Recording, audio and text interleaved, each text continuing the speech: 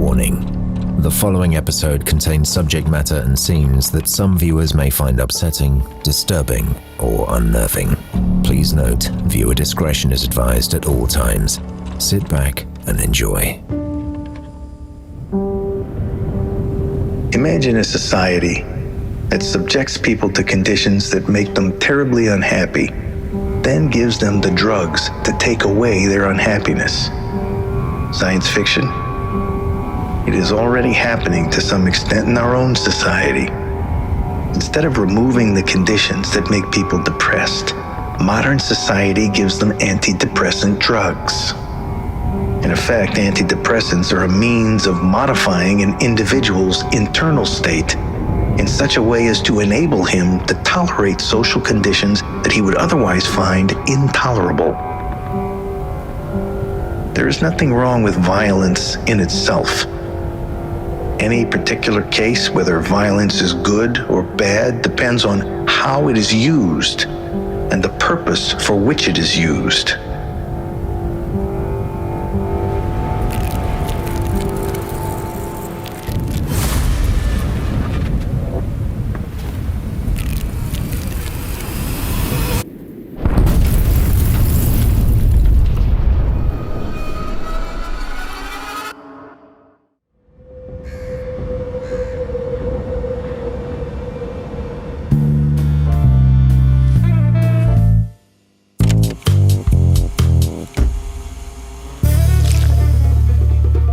Hello and welcome to I Could Murder a Podcast. We are back again. We are back in Boston Sound and we are raring to go.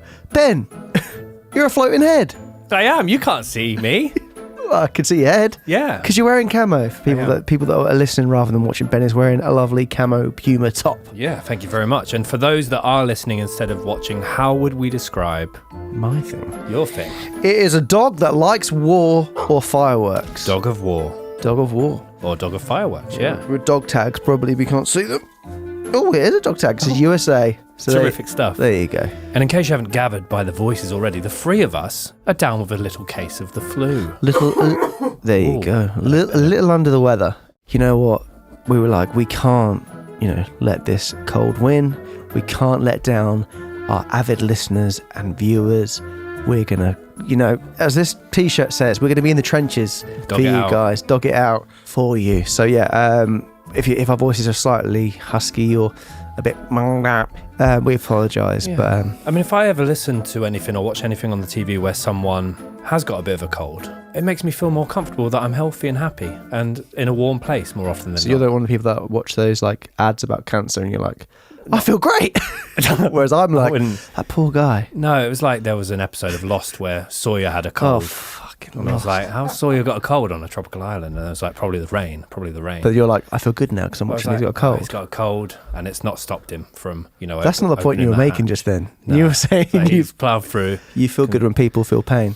No. How are you, producer Dan? Yeah, very good, apart from the chest infection, but great. That's it, that's the spirit we want. And yes, we've mentioned what we're wearing today. A big thank you to Gully Gums for addressing us this series. You can use our codes KillBen and KillTom in the store. Gully Gums, get 30% off your orders. So, I mean, it is a competition. Ben is way in the lead. I'm being killed. Less kills on me, but that's what you want. So, I mean, kill whoever you want to kill. Kill whoever you want to kill. On that, not in general.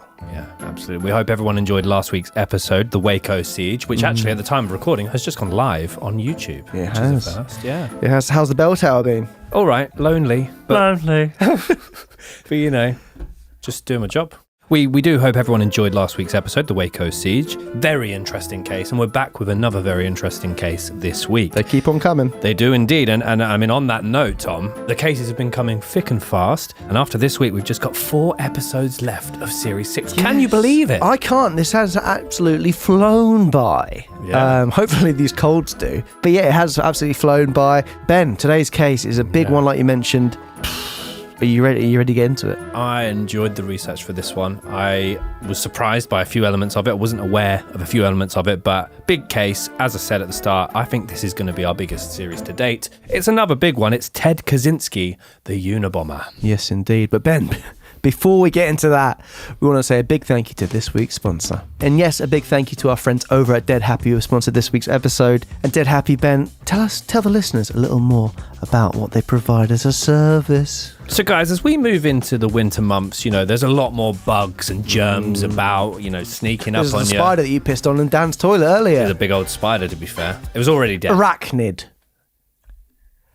But before those bugs and germs can get the better of you, you need to hear about the guys at Dead Happy. Earlier on, Ben blew his nose and half was snot and half was blood. And we're not saying that the blood's sinister, but it could be. So Ben, you'll be glad that even though you've got that bloody thing up there, there's no medicals needed to be covered by Dead Happy. Fantastic. Tell me and more. Simple questions, only 3 simple questions, so not going to work you too hard to get over the line. Yeah. And even if you already have an existing provider, which you probably don't, if you did, easy as hell to change over to them. That sounds unbelievable. Where do I sign up? How do I get on board? What do I have to do next? You should know because they sponsored us many a time, Ben.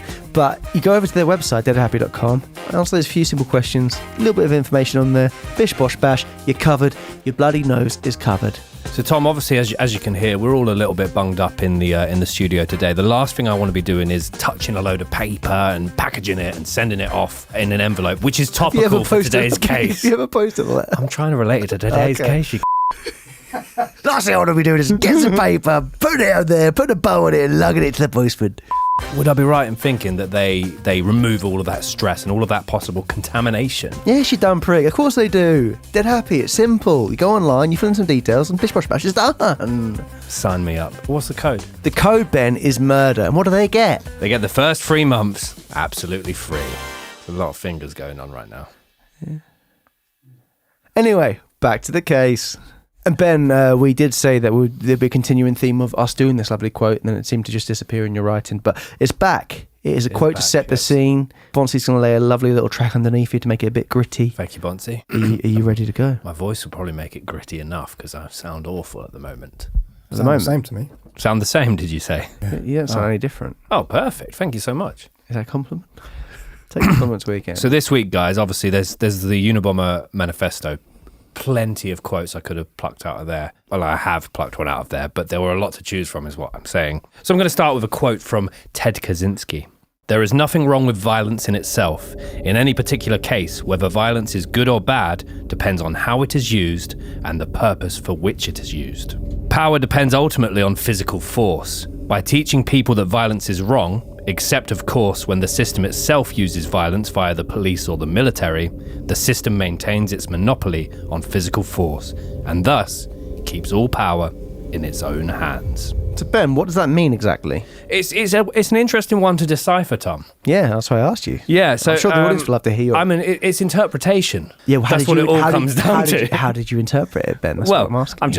I'm just allowing more information to be absorbed right now. But I mean, the way I interpret that quote is that essentially this individual that we're going to talk about today, he had a problem with not necessarily authority, but society as well as the culture at the time of the country he lived in.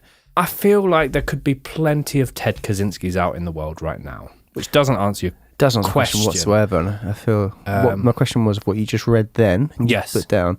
How do you interpret that? What that means? I mean, he's covering his tracks slightly. His manifesto's covering his tracks. Well, he's trying to paint his own narrative here slightly. I feel. Go on. Trying to justify what he did, and I don't feel that it's particularly justifiable behaviour. And I think his own sense of right or wrong is very much kind of pigeonholed in his own behaviours and his own life experiences, which we're going to go on to talk about. But you can also kind of see his side when he's talking about the system and how they use physical force and power. But again, it's perspective. You've put me on the spot, Tom. Well, you wrote the quote. I thought you'd probably have an idea of what it meant. I just got the quote for you. For me, did you? Start with a quote. Yeah, one that maybe you understand. But he's kind of saying that if there's a cause that's worthy of violence, then it's worth using it. And then he says that, violence is taught to be wrong, except when the police use it and the military use it. It's just kind of saying other people justify it by different means as well, don't they? Spot on. Yeah, I think you've done really well there. Thank you, mate. That's all right. But next time. I'll got a good one for next week, actually. Retention. Thanks for that, Ben. That's okay. Should we talk about his childhood? Yes, go for his childhood and see if there's any, like we always say, anything that led him to where he ended up. I think there are some very clear and obvious moments which shaped him. Definitely, but also very different. There's a lot of... I was fascinated by his childhood, I'll be entirely honest with you. Well, hopefully the listeners are as well, Ben. Fantastic. Typing it was hard enough. Instead of saying Kaczynski... So I copy and pasted it. So typing it out several times was hard enough. This week, we're going to just go by Ted for the childhood instead of Kaczynski, because it's a minefield, isn't it? Yes. Ted C before a Z and then a Y. C. Theodore John Kaczynski was born on the 22nd of May, 1942 in Chicago, Illinois. Other than Ted being born on that particular day, a few things happened. Play the jingle. Ben Carter's interesting facts. Interesting facts. Are they? I don't know. Interesting facts. Facts. Are they interesting though? Well, it's interesting you asked that. Is it? Yeah. It's an interesting date. Go on then. It marked, so the 22nd of May 1942, haven't written it down, but I know for a fact it was a Friday. Actually marked the beginning of the Townsville Mutiny. So what was that about? So the Townsville Mutiny over in Australia, basically a bunch of African-American soldiers were in Townsville, and a number of the locals, as they were to the Aboriginals of the time, began to be quite racist to them. There was about 600 African-American soldiers over there on Australian turf, and it marked a bit of a siege. I expected there to be more deaths. There was one. Still a death, still a life lost. Yeah. You didn't want more deaths. You thought there'd be more. I thought, well, a mutiny. But it was really more of an uproar. And then also on this particular day in history, Mexico, I don't know where this came from. I mean, you guys are highly intelligent guys. Maybe you'll know. Mexico. No, you're intelligent as well. Thanks. Mexico declared war on Germany, Italy, and Japan. That's the first I've heard of that. Yeah. So, well, 1942, so... I know, but Mexico. Yeah, but do you mean they just joined forces with the rest of the world against Germany and their allies? Potentially, yeah. Mexico could have joined in. That would actually... There you go. Highly intelligent guy. I mean, if he could be wrong. I don't think he is. Dan? That sounds right, doesn't it? Because Germany... Sorry, I was reading up about the mutiny. So cool. Yeah, interesting, isn't it? Sorry about that. No, don't be sorry. Just educating myself. Well, I told you. Not enough. Did I pretty much get the mutiny right, Dan, otherwise? Yes, one man was killed. But dozens were severely injured as well. So not sure why you forgot about them. And that was right. My thing about Mexico was basically just my thing, but you've... Well, yours was... I don't know why Afghanistan was on Germany. But your initial reaction was, war, Mexico. Yeah, then there was the date. Did they join in the Allies? Yeah. Well done, Tom. Well done, Mexico. So Ted was the first of two sons born to Polish immigrants, Theodore Richard, Ted Sr., and Wanda Teresa Kaczynski. The couple had their second son, David, who is a very interesting character, and we'll mention a lot more about him later on. He was born 7 years after Ted was born, and the couple arrived in America as Catholic, but later became atheists. So Ted Sr. was a sausage maker, and Wanda worked as a clerical assistant. Now, Ted's mother, Wanda, had a real... Sounds like an awful job. Go. It's pretty good.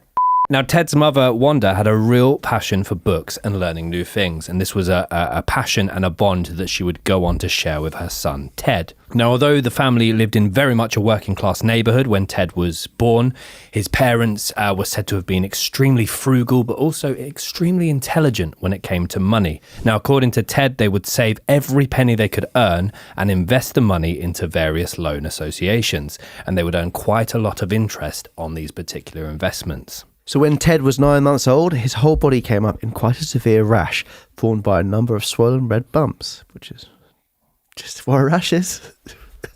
Not all of them.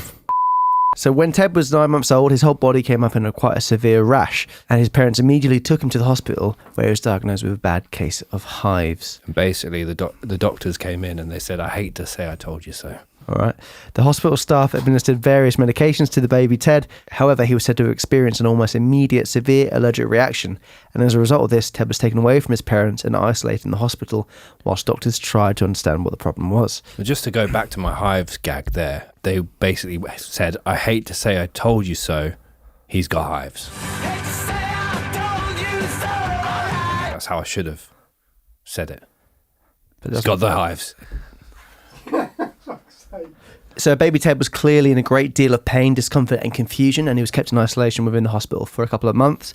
And during that time, the parents could only see him for 2 hours every week. So this incident haunted Ted's parents for a number of years, with his mother Wanda even claiming that Ted appeared emotionless for many months after this event. Beforehand, apparently he was quite chirpy and smiley, and as soon as he was out there, he was a different child altogether. So for many years after this, Ted was socially unresponsive and withdrawn, and as a result of being isolated on his own in the hospital, he very much feared being taken away or separated from his parents, particularly from his mother, who he was very, very close with. And he would often have nightmares about the experience.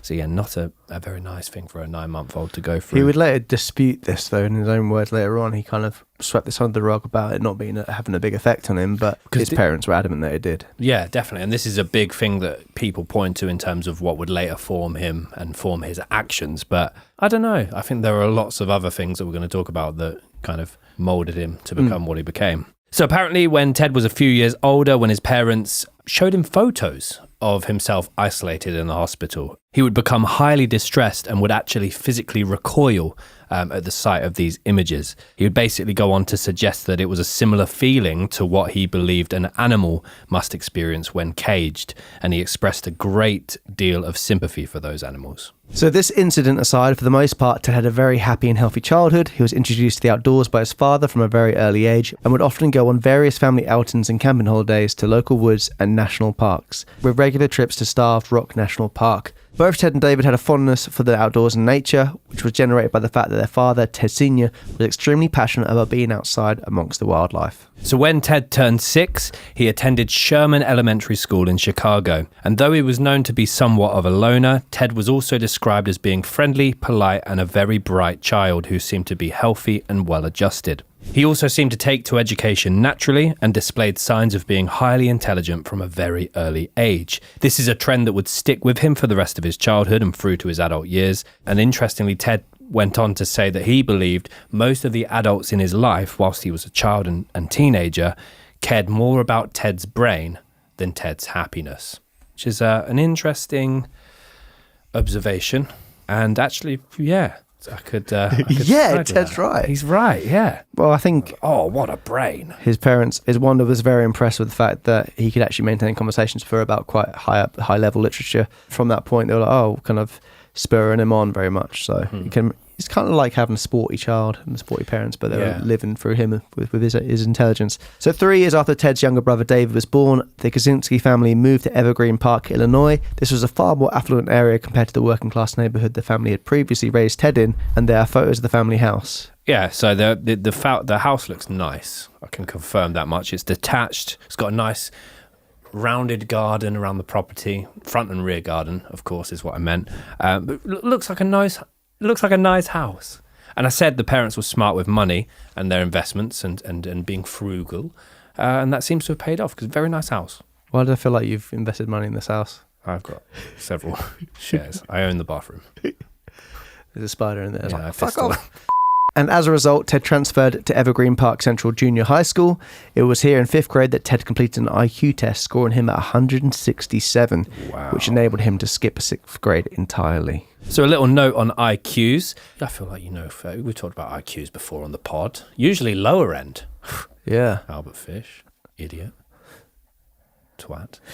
Yeah. So the average score on an IQ test is 100, and most people typically fall within the range of 85 to 114. Any score above 140 is considered a very high IQ, and a score over 160 is considered a genius IQ. And he's hitting 167 in 5th grade. Ed Kemper was 145. Oof, and he's a smart lad. Yeah. So that's considered high, but yeah, this is genius level we're talking about here. Probably the cleverest. He definitely is the cleverest person we've covered, isn't he? When he was born, the doctor goes, "Congratulations, it's a genius." It's not. Get rid of it. Get rid of it now. Does it work? Burn it. What do you think you'd get, Ben? I'd be interested to see that. Probably around 114. I was thinking maybe 70s.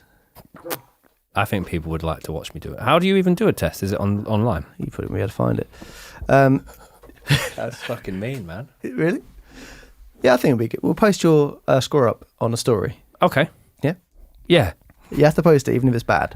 Yeah. What if it's really good? What? That'll be posted. People would be surprised, and we'll have to double check that you did it all yourself. Cool. We'll get a link. Predictions in the comments? Yep. Actually, no, don't talk about me. Oh, he hates it. So Ted was clearly a very bright young man, and he would later state that this was a hugely defining moment of his life. Skipping the 6th grade meant that he would be placed into classrooms and schedules with older students. In most cases, he was a leader and extremely confident, but when placed into older year classes, he became less confident and less sociable, which even resulted in him being bullied. He found it very hard to fit in with other children and became somewhat of an outcast. That's kind of he was a big fish in a small pond, and then he's become a small fish in a big pond. But at the same time, I thought footballers, if you're an okay footballer, but you play football with really good footballers, you're going to get better. Right. So I was like... But I don't think him being in that year, he was still smarter than everyone else. Oh, yeah, so absolutely. surely he was still a big fish. Let him skip a couple of years. Yeah, well, the big fish... What happens if he skipped another year? Would he not be in the same year as his class? In a different pond. So would they be older than him? They'd be way older than him. Oh, okay. Yeah. By that logic, But if he didn't skip it, he'd be with people his own age. Yeah, and if it was held back, then he'd be older than a lot of How other long were you people. held back for? You weren't held back, were you? Sorry? You weren't held back. No. Nah. 114, I reckon, about that. 120, just above average. You can fucking find the pond. But yeah, definitely a fair point. Ted may have been academically prepared to skip that grade, but he was not socially or emotionally developed enough to be ready for this. He actually, some people have said he was actually quite, although he's a genius, but he was also quite immature. So he's very much book smart, but not necessarily street smart. And apparently in his spare time, he'd very much enjoy hanging out with his younger brother, 7 years younger than him, but he also enjoyed hanging out with his younger brother's friends as well. So he's quite immature, not ready for that step up. This had a big and continued impact on him as he grew into a teenager. So Ted and his brother David were both highly intelligent children and very well regarded in the Evergreen Park neighborhood. And though David was highly intelligent, Ted was considered exceptionally intelligent. David's friends referring to Ted as almost the next Einstein. The Kaczynski family generally kept to themselves, and although they were very well liked amongst neighbours, they were described as civic-minded folks who put their children and their education before anything else. And I think particularly when they were informed that, you know what, Ted's a genius, he's extremely intelligent, highly intelligent, I think that's what then encouraged them to push him even harder, push him even more into his studies. So Ted was an incredibly shy teenager and seemed to only open up to his younger brother. If he was placed into any kind of social environment or made to introduce himself to or interact with other people, he became incredibly withdrawn and anxious, which you can understand. I mean, if he's never had the time to really develop with his own year and get confident within that, especially with how he's already seen viewing his parents as kind of not looking after his happiness and pushing him forward just for his intelligence, he kind of felt people were judging him, or he's been brought out to kind of show off a bit about him as well. So the family felt that Ted was academically gifted but socially delayed. This was to the point where his mother Wanda considered enrolling Ted in a study that was being conducted by Bruno Bettelheim regarding autistic children and young people. Wanda decided against doing this after meeting Bettelheim. She felt that he was far too cold and abrupt to be interacting with her son. Sadly, later on in his life, some other tests that he would be put under didn't end well. Mm-hmm. So whilst at high school, Ted became absolutely fascinated with mathematics. He would spend hours on end studying and solving various advanced mathematical problems. The more time Ted spent doing this, the more intense his passion and fixations became on the subject. This would not be limited to school time. He would regularly shut himself away at home in order to continue to work on advanced problems. As a result of his passion for mathematics and problem solving, he did end up meeting a number of like-minded teenagers who were also intensely interested in solving advanced mathematical problems. They formed a bond with one another and also ended up forming somewhat of a gang together, the Briefcase Boys. Is that what you've come up with? No, this is out there in the public domain, due to the fact that they all carried briefcases, which is an equation that does add up. Case closed. Yeah. Fantastic. I couldn't find online whether they chose that name themselves or it was given to them. And I'm on the fence about that. Briefcase Boys. Yeah. We should call ourselves the Briefcase Boys. I don't think you'd ever say that. There's one of them looking round and going, he's got one. He's got one. I've got one. He's got one. Oh, Matty's got a satchel. Oh. I think that's one of the things you get given. Yeah. And Ted also became fascinated with chemistry, and the more intelligent students ended up playing pranks on the less intelligent students, occasionally making small, harmless explosions, I'm doing in quotation marks there, out of different chemical reactions. Ted got a real thrill from this. Despite Ted being very much a loner at high school, he did take part in various extracurricular activities. He played the trombone for the school's marching band. You ever played a brass instrument? You ever blown one? No. Never put one between your lips and give it a good blow? No. No, fair. Dan? It's very hard. You got to do this, don't you? Right out the side of your mouth. Side of your I mouth. thought there was a technique. Maybe that's what Dan just did. I can't see it. No, he didn't. He didn't do it for the side stuff. And he was also a member of various school clubs, including the Coin Club, Oh. the Biology Club, Oh. the German Club, Aye. Achtung! and the Mathematics Club. With one classmate noting, he was never really seen as a person, as an individual personality. He was always regarded as a walking brain, so to speak. Like Krang. Yeah. Could Krang walk? He had legs. He was the body. He was a brain inside a... I didn't know he had legs. I thought it was just a bit of matter. He was inside a Shredder. body. That Not Shredder. Crunk. Teenage Mutant Ninja Turtles. Krang was a brain isn't a floating brain in a water tank, and it was in a body that's been walking around. Sorry. What's the villain in Teenage Mutant Ninja Turtles that has like a little brain in his waist? That's what I'm saying. It's Krang. Is that Krang? Yeah. He hasn't got legs. He's in a body with someone else walking It's around. not his body though. That's the whole point. He's a walking brain. Yeah, but that's not a walking brain. That's a brain that's got assisted movement. Yeah, Krang hasn't got legs. No one talks to the other guy. It's like the Schnapple moment. It's not really. How are you spelling Krang? Krang. It's a hill I'm prepared to die on. Kill Ben. Gully Gums. Please do. What are you Please. saying, Danny boy? Legs or not? He's got little robotic legs, hasn't he? Yeah. But they're not. But It's what not do a you brain. mean? But brain wouldn't be walking, Ben. That's the point. But they called him a walking brain. Yes. The reference works. So as Ted advanced through various mathematical problems, he also advanced his peers, and he ended up leaving the Briefcase Boys for a more advanced mathematical group, having mastered all of their material. They were called the Suitcase Sirs. I made that one up. That's the way you tell him. He was also enrolled to be one of his high school's 5 National Merit finalists, which there is a nice little picture of Ted and the other 4 of, which will pop up now. And with this enrollment, his teachers and parents both encouraged him to immediately apply to Harvard. Ted was so academically gifted that just like the 6th, he was able to skip the 11th grade. So that, right, this part BC. annoyed me a little bit. Yeah, I initialed it just so I remembered to talk. But my IQ is like 122 or something like that. It's quite probably. high. I think you'd be lucky to get 80. Go on. Well, that's going up gradually because you said 70. I said about 10 lucky. minutes. So they're pushing him very hard to skip these grades. You're too smart for that. Go on, advance. But I think most of the biggest lessons in life come from failures and mistakes and learning from those Which you won't be making those mistakes. because And, he's too smart. yeah. Fuck. But you learning from these ones? Because you don't seem to. Trying to. Week on week. Are the adults making these decisions for him? Because he is highly intelligent, but he's got a mind of his own. He's a walking brain. Walking brain, exactly. But your childhood is your best years of your life, according to some people. Like, wouldn't you want to make it last a bit longer rather than skipping through, skipping grades, going straight into higher education? I guess that probably excited him a bit, but yeah, it would annoy me if that was me. If I was a genius, that would annoy me. I don't know if it would. Maybe you'd be able to understand why it's happening more. I think it would just annoy me. Would it? Yeah. But I want to make mistakes in lower classes. But you wouldn't. You're a genius. Oh, okay. Can I skip another? So did you get your point over across there? I don't think so. And by spending one of his summers at a summer school for gifted students, Ted was able to graduate high school at the age of 15.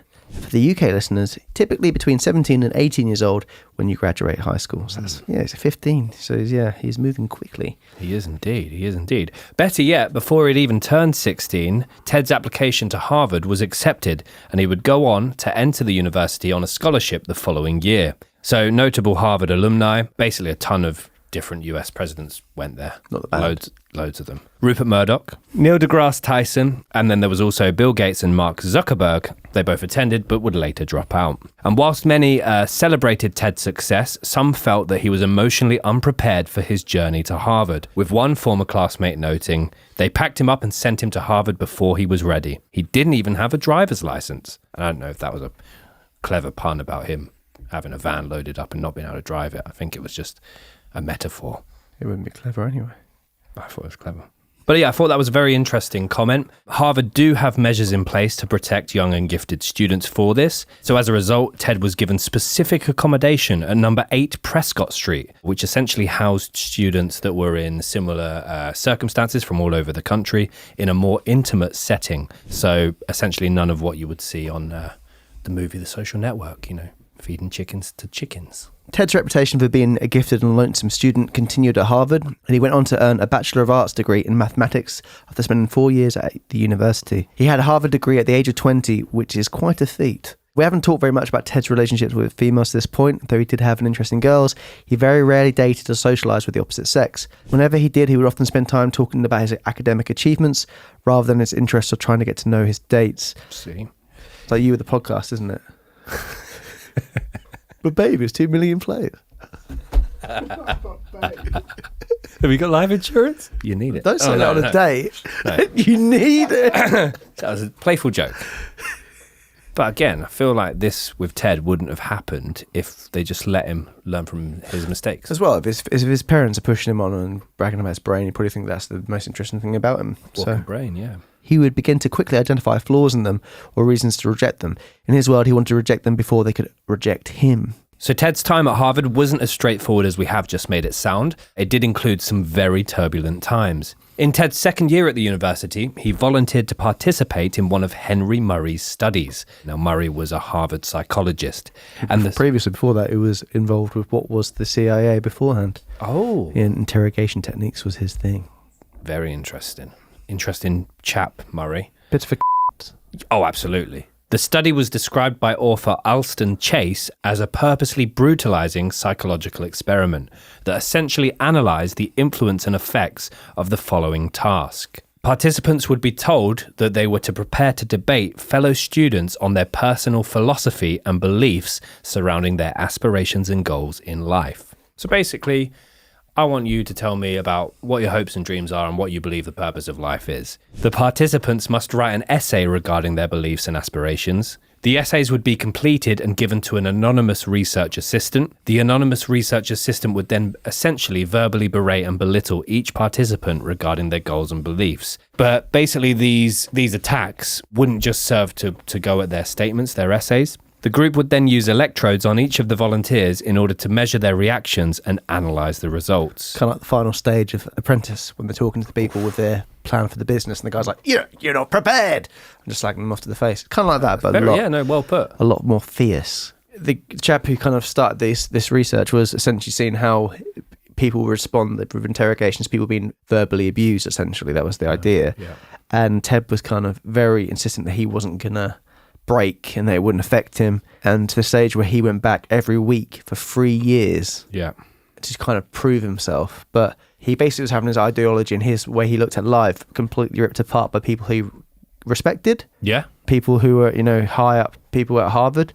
It's making him question everything. Suddenly him being the smartest guy in the room, he's been told he's wrong. So I imagine that'd be very jarring for someone in this position. This study would go on to sort of measure their reactions and physiological behaviours. It would last for almost 3 years, during which time Ted spent close to 250 hours participating in the study. And the verbal attacks and humiliations that he would endure would basically happen on a weekly basis. So for 3 years, he was abused every week.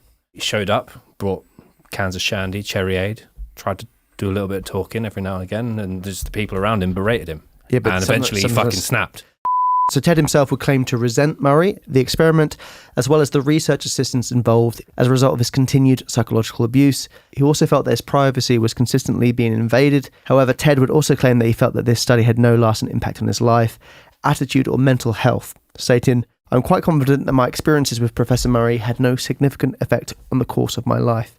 In the series Manhunt, Unabomber, obviously it's dramatised, so you can't take anything from facts from it, but it kind of he was going there proud of what he'd written, the ideas he had, and it being, him being told he's wrong and questioned and prodded and whatnot. Yeah, this must be horrible. It'd be interesting to know how much his theories did change, or if they didn't change, or if it even made even back him up even further. Because, as I said, he went there, to over 250 hours of just being told you're wrong. Yeah. This, for me, is a significant influence on what he would go on to later do compared to the hives and the allergic reaction. The hives thing made me think, if he came back from the hospital, very different. Mm-hmm. Obviously, this is based on absolutely nothing, but in terms of him, because he was very young at that age, it felt like he had a bad experience at the hospital itself, which then made him kind of quiet and isolated. Yeah. But with this, the ideology that he'd go on to kind of, and that he might consider actively fought against, that's not really shaped by what happened here. Yeah. But you could tell that this might have, made him, his brain works slightly different. That's probably way it would work. Definitely. And Tom mentioned the Manhunt Unabomber dramatized series, but there's two of them available on Netflix at the moment, Unabomber in his own words. And he does talk about this, but again, he's very much of the opinion that it didn't get to him, it didn't bother him, it didn't shape him. Whereas many people have theorized that this, in fact, was the biggest influence on Ted's later criminal behaviors. Others also argue that Ted was not the only individual to take part in the study, though it cannot be disproven that he received the most or the least abuse. And some have speculated that this study could have perhaps been linked to MKUltra and the use of various mind control techniques. After graduating from Harvard, Ted enrolled in the University of Michigan and undertook master's and doctoral degrees in maths. Interestingly, Michigan was the third choice of university behind both Berkeley and Chicago, but Ted opted for Michigan due to the fact that despite Berkeley and Chicago both offering him a place, neither would offer the same financial or career benefits that Michigan would. Michigan offered Ted a teaching role as well as an annual grant of over $21,000. And the other thing about what Ted was studying, and he would kind of jokingly say about it, the maths he was studying, it wasn't things that he could actually apply in real life. It was problems which are kind of problems for problem's sake. It wasn't anything that's it wasn't linked to like science or anything like that. It was purely mathematics, which didn't really have much of a use. Yeah, and some of like the dissertations that he would write would just be so elaborate and so advanced that there would only be a handful of people in the entire country that would really appreciate the work he'd done. But really for the work it was rather than actual use from it. So from this, old habits seemed to follow Ted while studying and teaching in Michigan. Ted was extremely dedicated to his studies and to his work. Not much of note took place whilst at Michigan. However, a couple of years into his time there did result in Ted kind of questioning his sexuality. And this is something I did not know about the case. But for a couple of months during the year of 1966, Ted experienced several intense sexual fantasies about becoming and being a female. This even resulted in him booking a meeting with a psychiatrist with the aim of undergoing a gender transition. However, Ted changed his mind in the waiting room of the psychiatrist at the very last minute. So after this happened, Ted felt humiliated, lost, and confused, and he began to experience intense feelings of anger, hatred, and violence towards others, particularly the psychiatrist and people he felt had wronged him in the past. And he wanted to devise a plan in order to kill them all, which is really quite an escalation. It is. He said, "I felt disgusted about what my uncontrolled sexual cravings had almost led me to, and I felt humiliated, and I violently hated the psychiatrist. Just then, there came a major turning point in my life. Like a phoenix, I burst from the ashes of my despair to a glorious new hope." After gaining his master's and doctoral degrees, Ted took a role as an assistant professor at the University of Berkeley, California, where he assisted with research and also taught. His teaching style was said to have been incredibly rigid, and he would be quick into frustration when his pupils were not absorbing information as quickly as he could. He would have hated me. Oh yeah, fucking hell. Yeah. Walk straight back out again, probably. Ted was not a very popular teacher by any means. It is said that he was very socially awkward and almost unable to communicate in front of large groups. He would mostly read straight from textbooks, not answer any questions when prompted by his pupils. The whole idea of teaching almost appeared uncomfortable to him. There was a complete disconnect with his students. But I think the faculty quite liked him, didn't they? They actually thought he was very good at what he did, and they respected his intelligence, and he was able to solve problems which they never thought would be solved, etc., etc. But yeah, in terms of him to students, it just didn't really work. Yeah, definitely. And I think that was always a theme through his life, talking to large groups of people or new people. That was not his thing. Public speaking. Yeah, absolutely. So just a year and a half into the role, in 1969, Ted resigned without any kind of explanation, and he moved back in with his parents. And apparently when you work your way up to that level of role, assistant professor, very rarely do people just sort of, nah, I'm out. They continue to progress and continue to work their way up, and certainly stay in that field, in their field of specialism for a long period of time. But he just, out of the blue, didn't tell anyone where he was going or what he was doing. He left the field. Maybe he had hay fever. Doesn't really work. But neither did he. He didn't want to work there. He left. Fantastic. To go to a field, which was a wood. But we'll get on to that. When he moved back in with his parents, he began to ponder his existence as well as his next step in life. And he also began to harbour a sincere hatred for technology, sociology, and the current climate of American culture. So during this kind of 2-year period living with his parents, he spent a lot more time again reunited with his brother. They loved David. Yeah, David. We said we'd talk about him again. He came back up.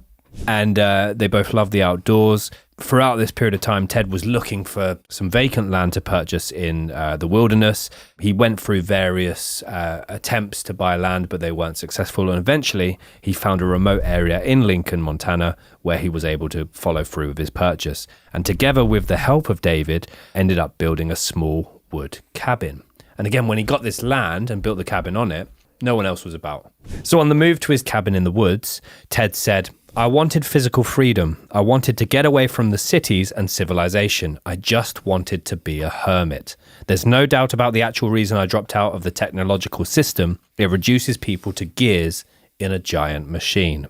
It takes away our autonomy and our freedom." Evidently, Ted wanted a simple life. He wanted his own space. He wanted to live life on his own terms. He wanted his freedom. He lived in the cabin without any electricity or running water. That'd be hard work, wouldn't it? So I love the idea of going off the grid, but Do you? yeah, I do. Why you post everything on Instagram then? Well, you know, I'm a slave to trends, but also I'm a big fan of plumbing. A big fan of plumbing. Yeah, well, the size of your movements, you need a big plumbing. Otherwise. Thank you so much. Just roll with it, guys. And he began working odd jobs whilst also receiving regular and significant financial support from his worried parents. He would claim he needed money to attend medical appointments. They'd be sending him a lot of money. So what's he doing with it? Well, he's buying materials. Yeah, no, he's nicking them from certain yards. Well, but also... So again, I'll ask you again. Yeah. What's he doing with that money, Ben? Just food? Shopping. Big shop. Big shop, doing the Big big shop. shop. So Ted would ride a bicycle into town if he needed anything, but tried to avoid this for the most part as he didn't enjoy interacting with the locals.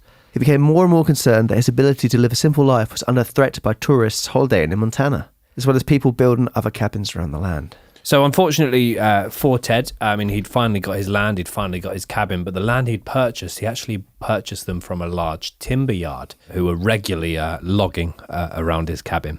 And on one occasion, when Ted was in his, he enjoyed the solitude, he enjoyed just shutting himself away, reading a good book. And whilst Ted was in his cabin, two men on dirt bikes drove past not far from his cabin, and this absolutely infuriated Ted. You could say it rattled him. And he saw that the bikes had parked up outside another cabin not far from his. So what Ted did was basically wait until they left the cabin, sneak up to the cabin. He's just going to leave a notice, surely. That's what you're doing. Axe in hand. Axe in hand. All right. Yeah. And he basically... He didn't have a big dinner, did he? Well, he had, Tom, actually. Yeah, it's funny you ask. He had a huge dinner, actually. I don't know why I even asked that. Go on. What did he do? He had a big one. So he smashed the cabin up, first of all. Then you'll never guess what he did after that. Oh, maybe just apologised and left quickly. No one was there for him to apologise to. No. So he looked around and all he could see was a bathtub. Okay. So he got in it. Next to the toilet, though. Yeah, he sort of overlooked that. Must have been a big dinner if Huge dinner. Yeah. Turkey. Twizzlers. Okay. And basically got into the bathtub. Yeah. Dropped his trousers. Ooh. Dropped his pants. Americans think he just dropped his trousers twice there, but go on. Sorry, for the Americans, dropped his boxers. Pants. And his pants and then his boxers, yeah. And he just did a big fat shit. Play poo 6 for 1. Yep, in the bathtub. Did a big old shit and then he left. So he made the decision basically to leave his own excrement in the bathtub of this particular cabin, smash the cabin up before returning to his own. I love how he had to put his own excrement. Yeah, he did, yeah. So, I'm leaving my shit in there. But yeah, police he left the log in the log cabin. The police did ask Ted, because he was known to kind of walk around and frequent the area. Yeah, had they seen anyone kind of go around making trouble? And he said, no. And they're like, oh, well, if Ted hasn't seen it. And he just tucks the axe in his pocket and just scratches his butt because he didn't wipe. So Ted's cabin was simple by comparison. It contained just one small single bed, 2 chairs, storage trunks, a gas stove, and many different books by many different authors. So a favourite of Ted's was Jacques Ellul's The Technological Society. Oh. Ted felt the book was finally someone speaking everything that he'd been thinking. It essentially became his Bible. So whilst in his cabin, Ted was also visited by his father multiple times. His father was very impressed by Ted's outdoorsmanship, including his hunting and organic farming skills. However, Ted's father was later diagnosed with terminal lung cancer and would subsequently take his own life by shooting himself at the family home. Ted felt helpless by the entire situation. So Ted wouldn't actually go back for the funeral. He rang rather than going back. He rang to console his mother. There was a bit of a weird relationship between him and his parents at this stage. When they come and visit, he'd be very polite, very nice when they're there. But when they'd get home, he'd send them a letter basically kind of damning them for what they put them through. So it was he'd be really nice to their face, but when they'd leave, he'd send like he loved to write like 12-page letters to them basically saying how they did him wrong. So it's very, very unfortunate. So in his cabin, Ted became more bitter and more angry by developments made in the proximity of his land. He would begin to intentionally sabotage or disrupt building works close to his cabin, including using arson and booby traps. However, on one particular hike to his favourite nature spot, Ted noticed that there were now far too many other people around him, and this almost caused an internal switch to flick. So another note about the timber yard, he did one night, they had a really loud saw they'd used, and he ran it one night when there and just threw stones at it, so it didn't work. Cost him lots of money to repair it. So he kind of, for a very intelligent guy, he just casual vandalism. Yeah. And it was all kind of over people just making noise. Yeah, it would have been difficult to live next to him. Yeah.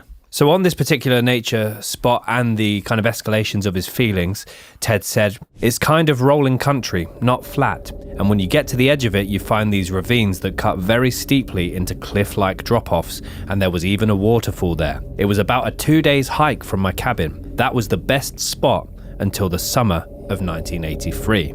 That summer, there were too many people around my cabin, so I decided I needed some peace.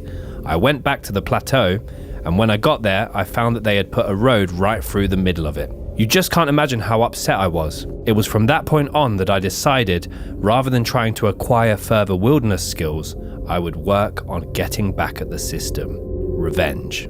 And it is here that Ted's plans escalate. It's also here that we're going to go into the timeline of the Unabomber case. 25th of May 1978. Ted Kaczynski's first bomb is discovered after listing the return address on the exterior of the letterbox package to that of a Mr. Buckley Christ, a materials engineering professor at Northwestern University, Chicago, Illinois. Christ, who does not recognize the package, immediately becomes suspicious and calls campus security. Officer Terry Marker is called to the scene and proceeds to open the parcel. Fortunately for him, it is an unsophisticated bomb which only partially detonates and thankfully only causes minor injuries to Marker. Between bombs number 1 and 2, Ted decides to move back to his hometown of Lombard. Better support. Illinois to take a job at the rubber factory, because everyone makes mistakes, where his father used to work and where his younger brother David is currently working as a supervisor. I wonder if Johnny worked there. It is during this period that Ted becomes infatuated with a female colleague after going out on a few dates. Ted excitedly shares the news with his brother that the woman has kissed him. Unfortunately for Ted, though, his strong feelings are not reciprocated, and the colleague explains that she feels that they would be better off as friends. Thought been there, eh, Ben? We have, Sir Tom. Pardon? What did you say, sir? We have, Sir Tom. Deeply hurt and disappointed, Ted proceeds to spread crass remarks about the woman all around the plant. We've all been there. So David recalls his brother as being extremely upset over the situation and awkwardly has to have a conversation with him regarding the slander he is spreading. David's warnings fall on deaf ears and Ted continues to spread hatred amongst the workplace towards this woman, going so far as to post unpleasant limericks he had written about her on the walls of the plant. After Ted ignores his initial warning, David feels that he has no choice but to fire his brother for his actions. Getting fired by your younger brother. I'd rub him up the wrong way, probably. So at first, Ted took this as a betrayal. He always looked at his brother as, very much his ally, and, he's been fired for this. But as time would go past on, he did eventually forgive him for his actions. Yes, this won't be the last time that they'll have a disagreement.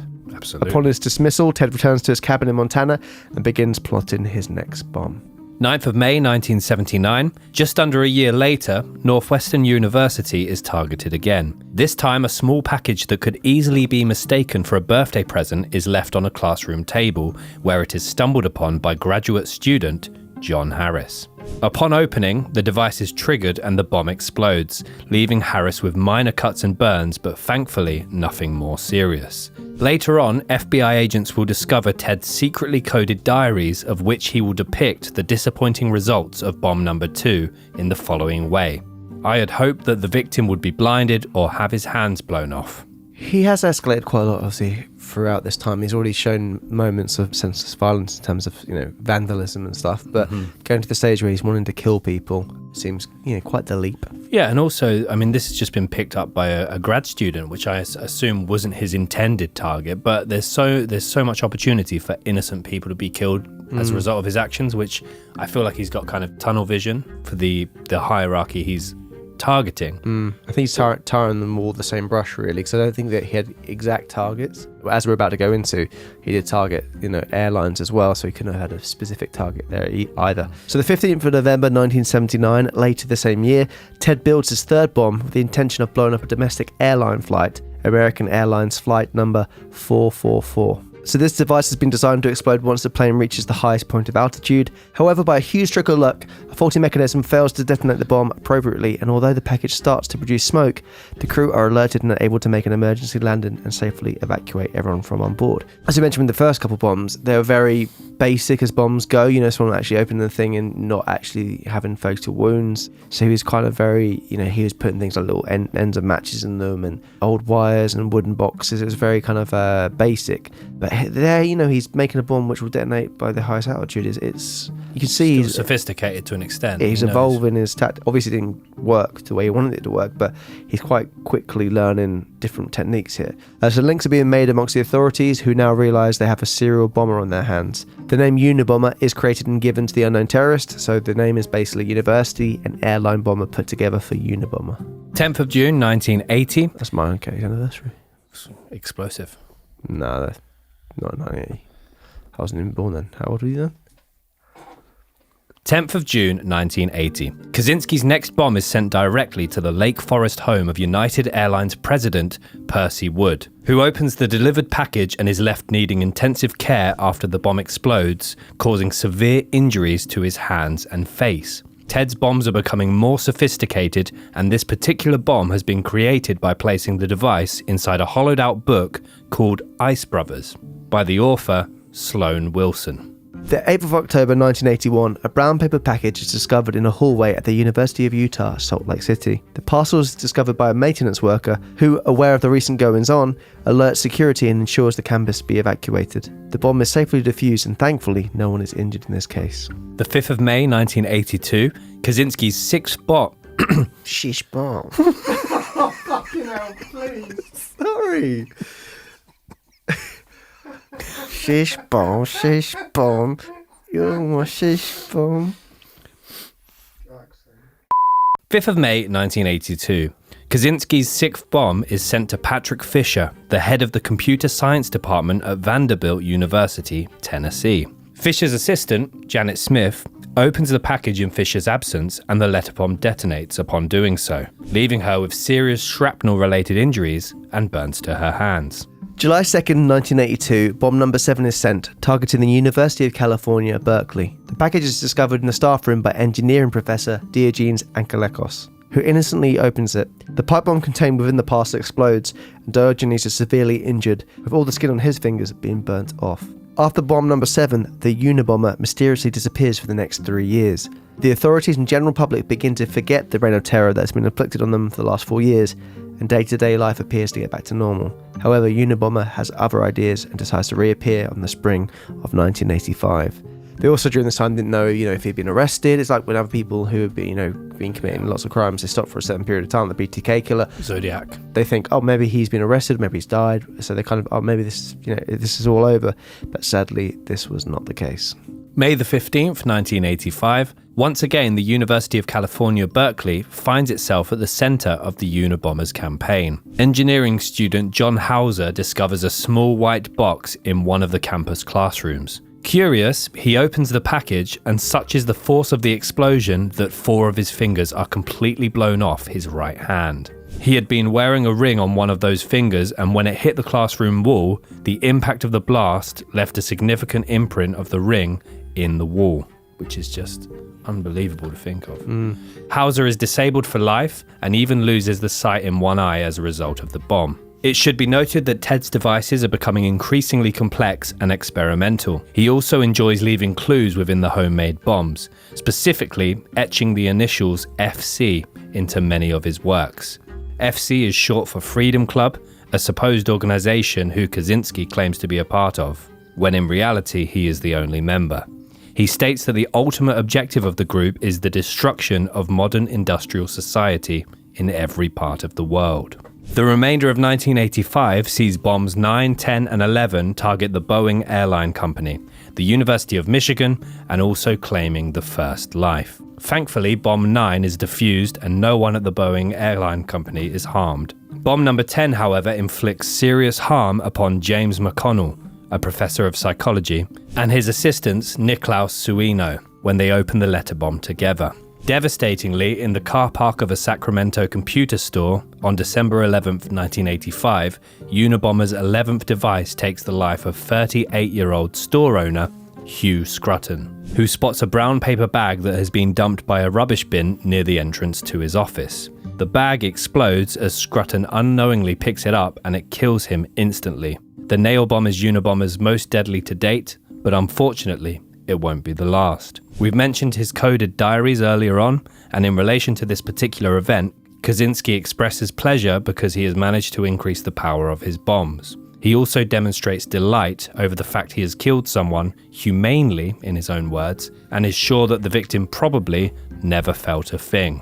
2 years later, on February 20th, 1987, Kaczynski plants another bomb under similar conditions. So with the press reporting on these incidents, one thing they would mention, he'd be very keen to read the papers and see, him being spoken about, and he got quite a kick out of people saying that he was progressing in his bomb making as well. He kind of took that as essentially feedback. Yeah, feedback. So the 20th of February 1987, Salt Lake City, Utah, Gary Wright, another computer store owner, spots something out of place in the car park of his store. On going over to investigate what is placed on the floor, he comes across what appears to be a small pile of wood. He picks it up with the intention of moving it, and in doing so, he detonates the device, narrowly escaping with his life, but not without significant injuries.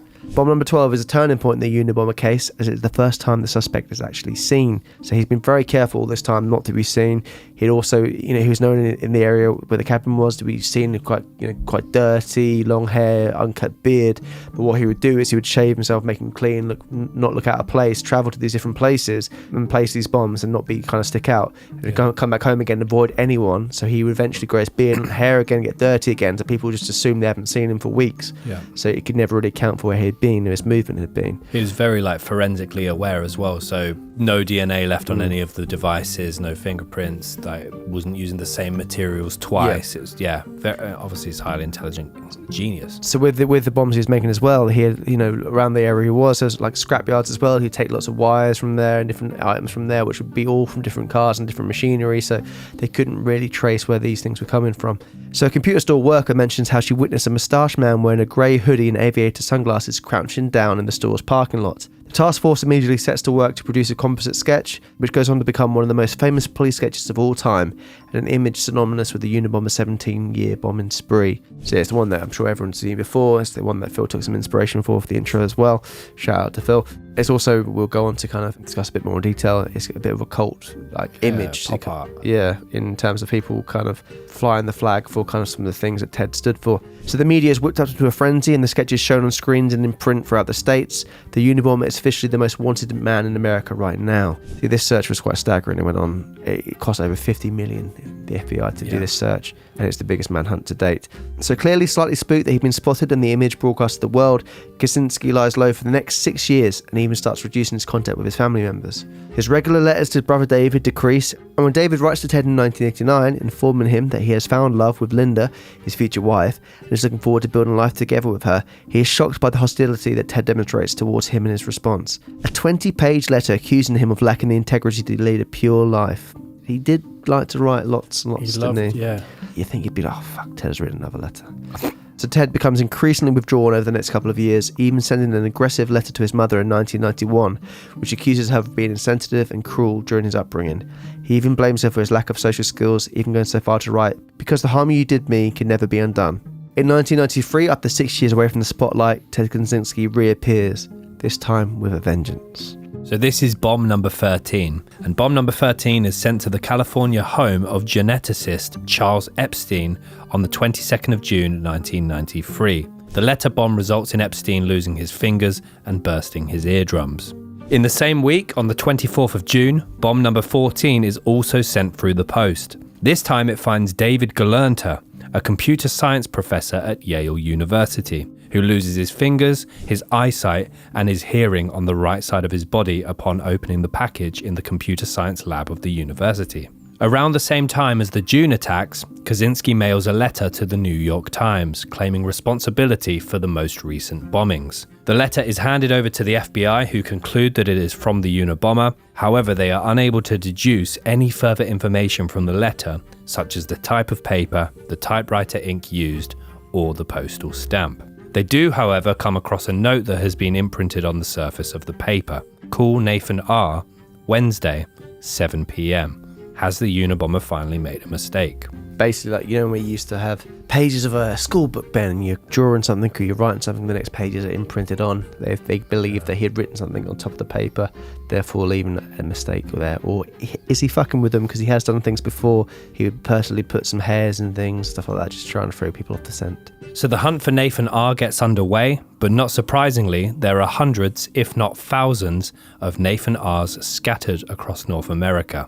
And the hunt for the mysterious contact produces nothing in the way of new evidence. By this point, a huge amount of resources and funds are being ploughed into the investigation. Over 150 agents are assigned to the Unabomber case, making it the largest and most expensive manhunt in FBI history. As the two bombs of 1993 send shockwaves around the country, Kaczynski is plotting his next move and details in his diary how he wishes to hit an Exxon exec. And an Exxon exec would work for a company called Exxon, Tom, which basically are in the gas sector. Something you can relate to. He annotates how he could send them a bomb under the ruse of an environmentally orientated book, which would mention the concerns he has over the impact the oil industry has on the natural world. So Bomb 15. On the 10th of December 1994, he targets an advertising executive, Thomas Mosser, at his home in North Caldwell, New Jersey. As the package is addressed to him personally, Mosser proceeds to open it and is instantly killed when the bomb explodes. A $1 million reward is offered out to the public for anyone who can provide information that will identify the bomber. What is to be the 16th and final of Kaczynski's bombs is sent through the post to Gilbert Murray, president of the California Forestry Association, who opens it on April 24th, 1995 in his Sacramento office, and who, unfortunately, also loses his life in the blast. The scene is described as so terrible that Murray's family are only left with his feet to bury. Wow. During his reign of terror, the Unabomber has also been working on a 35,000-word manifesto, which he sends to both the New York Times and the Washington Post on the 28th of June 1995. He demands they publish the article, threatening more bombs and death if they do not. The FBI examine the writing and deduce that yes, this is indeed the work of the Unabomber, after noting his use of the FC Freedom Club throughout. So the name of the Unabomber Manifesto is Industrial Society and Its Future. It's a passionate essay highlighting Kaczynski's key beliefs in the harm that technology and the evolution of industry has had on human potential. As a result of humans being forced to adapt to machinery and new technologies, their freedom has been suppressed and their natural habitat destroyed. He places a lot of blame on big government and big business, holding scientists personally responsible for selfishly seeking power in such a reckless way. A lot of people have read this and they do agree with a lot of the points he's made. I think a lot of the points do still very much stand up today. You see the kind of harm that technology has on people and even just their mental health. A lot of people nowadays, social media, even Instagram, people looking at things and affecting my life should be that way. It's had a negative impact on people. A lot of the things he says rings true. This is a case that I very much wanted to cover, and after watching the dramatised series, it showed how even people that were searching for him kind of agreed with certain aspects of what he was saying. Yeah, definitely.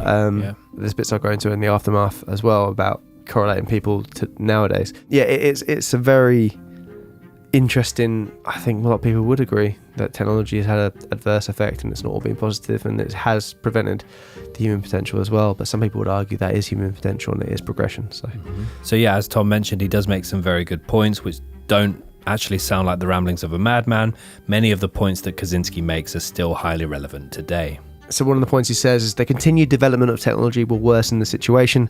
It will certainly subject human beings to greater indignities and inflict greater damage on the natural world. It will probably lead to greater social disruption and psychological suffering, and it may lead to increased physical suffering even in advanced countries. There is somewhat of a moral dilemma as to whether to go ahead with the print of the manifesto. So the newspaper and the FBI have a choice to make here. They don't know whether or not, if they do publish the manifesto, will he actually stick to it, or do they run the risk of angering him if they don't print it? And also, will it lead to copycats? Will it lead to people also believing in his manifesto and believing what he believes in? So Ted even condones his own brutal actions within the text. If we have never done anything violent and had submitted the present writings to a publisher, they would probably not have been accepted. In order to get our message before the public with some chance of making a lasting impression, we've had to kill people. Throughout this, he keeps referring to it as we for the FC, trying to claim there's more people within the group. But the FBI, they basically have already figured out that they believe this is one man working alone, and they don't believe that it is a group. Ultimately, the Washington Post agrees to go ahead with it, and the manifesto is published in full on September the 19th, 1995. Miles away in Texas, Ted's brother David and his wife Linda have become curious about the case of the Unabomber. Linda has been harboring her suspicions for some time that the man on the FBI's most wanted list is in fact her brother-in-law, Ted. Upon release of the manifesto, David and Linda make their way to the local library to download the text. Linda sits by David's side, watching his face with patience and waiting for the reactions that the writing evokes. So she basically had read all these kind of rambling letters from Ted before and seen kind of links in terms of things he was spouting and within the manifesto. It took David some convincing from her side to actually go ahead and look into it. He couldn't believe his brother would be capable of these things. Something registers with David, certainly something strong enough to agree to contacting private investigator Susan Swanson. The married couple asked Susan to take a look at it, then cross-reference letters that David has received from Ted, alongside the manifesto printed in the Washington Post. Obviously, this time as well, a lot of people have been, like with any case, hotlines, people ringing and thinking certain people have done it, so they had to go through a lot of things until they finally do investigate this properly. After some deep analysis and further investigation into Ted's geographical whereabouts over the years, Susan feels there is enough concrete evidence to suggest that Ted could well be the Unabomber. David, reluctant at first to turn in his own brother, eventually gives the green light for Susan to go ahead and contact the FBI. And quite interestingly, the FBI, during the initial bombings, had a really interesting and accurate psychological profile on the Unabomber suspect. They basically narrowed it down to 3 key commonalities. So number 1, they had connections to academia. Number 2, they were highly intelligent. And number 3, they had a degree specifically relating to the hard sciences. So all 3 of those obviously absolutely spot on in terms of Ted. However, they never followed that up from the early stage. Susan goes ahead and contacts the FBI. She informs the Unabomber task force of her reasons for making contact and lets them know the writings that she has examined appear to be very similar in style and language used. For those of you that have seen the 2017 hit series Manhunt, you will know just how much forensic linguistics played a part in the capture of Ted Kaczynski, and it was his specific use of language that ultimately led to him being caught. So Ted has a very articulate way of writing, yet it is also considered quite a dated style, and the misspellings of particular words enabled FBI agents to notice small links between the pieces of writing they were able to obtain, along with David Kaczynski's help later on with the Unabomber Manifesto. However, there's one particular phrase that really grabbed their attention. You can't have your cake and eat it too. Well, Ted preferred to use it the following way. You can't eat your cake and have it too. And this phrase was the light bulb moment for the Unabomber task force. So yeah, he basically said the phrase incorrectly. Ted. And weird thing to put in your text as well, but they had noticed that he made that mistake numerous times. So for the first time in history, language plays a significant part in the identification of a suspect, and a search warrant is granted on the basis of forensic linguistics. The FBI are going after the Unabomber. Imagine a genius getting caught because he used a phrase backwards. And use it backwards. Kind of backwards, kind of. Imagine a genius, Tom. Yep, go on. Getting caught for using a silly phrase, getting a silly phrase wrong. Yeah, that's quite the opposite just happened then. 3rd of April 1993. Federal agents and SWAT teams have swarmed Ted's cabin in the woods and lay hidden in wait for the plan to unfold. 3 individuals advance with caution towards the cabin under the ruse of working for an oil corporation. That's probably just going to piss him off. One of them calls out, "Hello? Is anyone home?" An unkempt and disheveled Ted hears the voice from inside his cabin and picks up his head in curiosity, wondering who could be out there. He stands up and proceeds to open the door of his cabin, where he is greeted by the 3 men who explain that they are from the Nordic Drilling Company team, all the while creeping closer and closer to the Unabomber. They take in their suspect's appearance, and it appears that Ted Kaczynski has not washed in months. His hair is a dirty, matted mess, his skin is encrusted with grime, and his clothes are filthy and ripped. They can hardly believe that this hermit in the woods is the bombing mastermind that they have been chasing for all these years. Ted, somewhat dazed and confused, is immediately pounced on by one of the agents posing as an oil executive and is pulled from his home and forced into handcuffs. Upon doing so, multiple more agents appear from hiding, surrounding Ted Kaczynski. He has nowhere to run, nowhere to hide, and after 17 years, it is officially over for the Unabomber. Fantastic. Fantastic! Once Ted is safely in the hands of the FBI, then a detailed search of his cabin gets underway. Inside his tiny home, they discover his manual typewriter, materials used in the construction of bombs, rough drafts of the manifesto, along with coded diaries and aviator sunglasses to name but a few damning items. A pre-prepared bomb is even discovered under his own bed. There is no doubt that Ted Kaczynski is the Unabomber. They have their guy, along with a mountain of physical evidence to prove so. Over 1,000 miles away, David Kaczynski and his wife Linda are watching the events unfold in horror on the TV from their home in Texas. The FBI had promised Ted's brother and sister-in-law that they would not be identified, and they would also be informed ahead of time should an arrest be on the cards. Neither promise was maintained, and they, along with the rest of the world, discovered that Ted Kaczynski had been arrested at his cabin in the woods and identified as the deadly Unabomber, all thanks to them. So basically there was a news report at the time that literally stated something along the lines of Ted Kaczynski was fingered by his own family, which is actually on the Netflix documentary Unabomber in his own words. So we're now going to move into the trial of Ted Kaczynski. In the run-up to the trial, a lot of attention is placed on the state of Ted's mental health. Unbeknownst to Ted, his family and team of lawyers have agreed between themselves, behind Ted's back, to do whatever is needed to be done to make sure Ted is kept alive.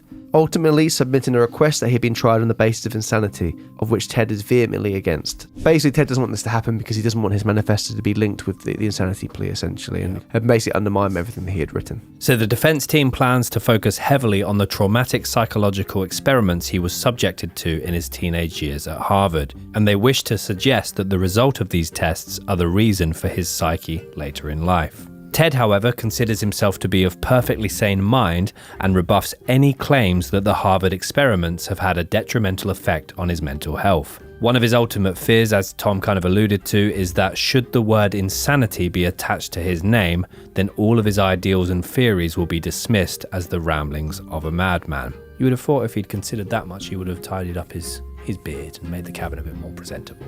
He didn't think it was going to be caught, though, did he? In early January of 1998, Ted asks to dismiss his lawyers and represent himself. This request is denied by the judge, who states that he has no choice but to keep his current legal counsel.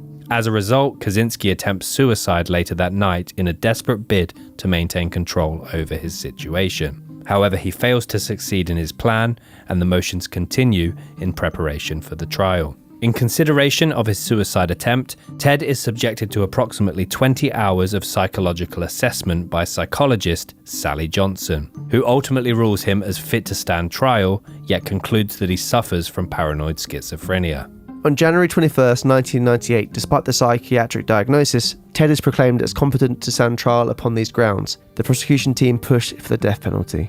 Ted manages to avoid execution by agreeing to plead guilty on January 22nd, 1998, in exchange for 8 life sentences, without ever having the possibility of parole. Ted Kaczynski is sentenced to life in prison at a United States Penitentiary maximum facility in Florence, Colorado, where he spends up to 23 out of 24 hours confined to his cell for the next 20 plus years. So on December 14th, 2021, Ted will be moved to the Federal Medical Center, Butner, North Carolina for health reasons, as Ted is being diagnosed with terminal cancer. That's also the prison where Joe Exotic is. Oh. That's currently where he is now, and he's predicted not to be have a whole lot of time left. So that is the case of the Unabomber. We're going to go into a bit of aftermath now. But yeah, there's lots to kind of dissect and go over. So in the early years of his incarceration, Ted famously befriended Oklahoma City bomber, who we talked a little bit about in last week's episode, Timothy McVeigh. He also befriended the 1993 World Trade Center bomber, Ramzi Youssef. They allegedly found common ground in subjects such as politics, nature, and survivalism, and their prison wing became known as Bombers Row. From Briefcase Boys to Bombers Row. There's also a thing I found online about a blogger saying that they believe a certain Greta Thunberg has been speaking to him. Wow. Which, it's this blogger saying this. So, yeah, it seems very unlikely. But obviously, Ted is very environmental minded, and so is Greta. So maybe it's just an easy win for them to link those two together. Yes, he has never demonstrated any remorse for what he's done, and has always maintained that injuries and death caused were necessary in getting his message across. I think Ted would be very much part of Extinction Rebellion. But he would think that they wouldn't go far enough. Because his basically idea is, in order to make an omelette, you've got to crack a few eggs. But he's doing it in the sense of blood has to be shed in order to make these things happen. It's not going to be an easy movement. Yeah. But yeah. They were, is it collateral damage? Yeah. Yeah, they were collateral damage.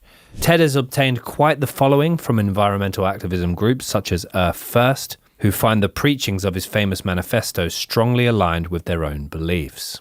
Some people even believe that Ted could be the Zodiac Killer. A lot to do with the kind of coded messages there. Communicating with the media and the alleged similarity between Ted and the sketch for the Zodiac. But I don't think that's even that similar, to be completely honest. I think it's more similar to the Richard Ramirez composites if you just put some shades on him, in a way. In a way. I'm looking forward to seeing you lookalikes if that's something you're saying. Stay tuned. No. Now 80 years old, Ted Kaczynski has since been moved from the Supermax prison where he spent the last 2 decades. You fucking idiot. David Kaczynski still harbours a lot of guilt for turning his brother over to the FBI, and Ted still refuses to speak to him to this day. Apparently David's still writing letters, but Ted's not replying. And if you see David in documentaries now, you can still kind of see him, like his face light up when he talks about him, and he does seem very, like, he speaks well of him, and you can still feel that guilt. Yeah. And then you see Linda going, I never liked him, his wife. So, yeah, it's a very peculiar case. And as I said, if you read the manifesto or some parts of it, there's a lot of things which you can kind of go, yeah, that makes sense. But obviously there's a way to go about things. So David now devotes his time to campaigning against capital punishment and heads up the organisation New Yorkers Against the Death Penalty. He and his wife Linda became very close friends with Gary Wright, survivor of bomb number 12. And there we go, Ben. That is the case of the Unabomber. It's time for the light relief for the case. The Unabomber. Yeah. Some lookalikes. Absolutely. What does it look like? That looks a bit like that. Yeah, it looks a bit like this. Do you want to start us off? I'll get us rolling, shall I? Please do. I've got 3. One of them is terrible and one of them is a bit of a U-shout. Okay. Different to terrible, so I'll take it. Shit. We're going to start with my strongest by a distance. Go on. Sean Bean. Okay. It's not the worst you've ever done. Take that to the bank. Okay then. So this one is a bit of a jokey one. Is this the me one? No. Oh, maybe, yeah. So, him there looks a little bit like Michael Teen Wolf. It's just I thought it was the son out of Jumanji. No. Okay. Teen Wolf. It's just the hair and the beard looks very wolfy. Yeah. Yeah. I see you. Okay. My next one is a skinny version of Phil Margera. Which is usually the... I can see that one. You can see that one? Yeah. Maybe Sean Bean with that photo. Maybe. Sean Bean with that photo? This photo instead of the scruffy photo I used. Sean Bean next to that one might work a bit better. Bit better.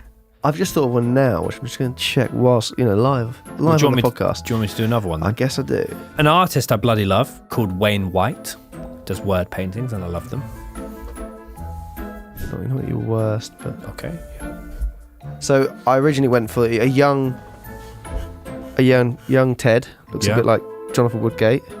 That's not bad. But then I also think he looks like the actor Holt McElhenney from Mindhunter a bit. Not bad. Similar face.